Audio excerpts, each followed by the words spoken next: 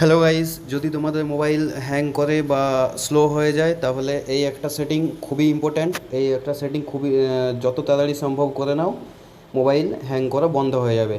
তো কি সব থেকে প্রথমে প্লে স্টোরে যেতে হবে, তারপরে উপরের যে প্রোফাইল আইকন আছে ওখানে ক্লিক করতে হবে, উপরে একদম কোণাতে। এখানে ক্লিক করার পর এখানে ম্যানেজ অ্যাপ অ্যান্ড ডিভাইস এটাতে ক্লিক করতে হবে।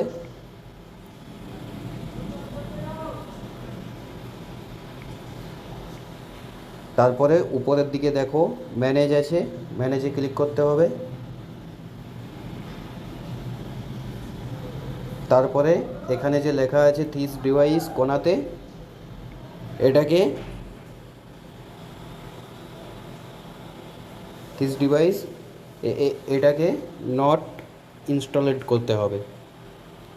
এটা করে তারপরে সব অ্যাপগুলো এখান থেকে, যেগুলো নেই মোবাইলে সেগুলি এখানে, যে যে অ্যাপগুলো নেই সেগুলোই আসে, সেইগুলো আসলে এইভাবে সবগুলো এক একটা করে ডিলিট করে দিতে হবে। এতে করে মোবাইলও খালি হয়ে যাবে, অনেকটা জায়গাও বেঁচে যাবে, আর মোবাইলটা স্লোর থেকেও অনেকটা স্পিড বেড়ে যাবে বা হ্যাং করাও বন্ধ হয়ে যাবে।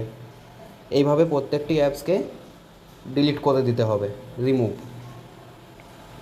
এইভাবে মোবাইলের হ্যাং করা থেকে বেঁচে যাবে। ধন্যবাদ। ভিডিওটি ভালো লাগলে অবশ্যই চ্যানেলটি সাবস্ক্রাইব করে দাও। Thank you.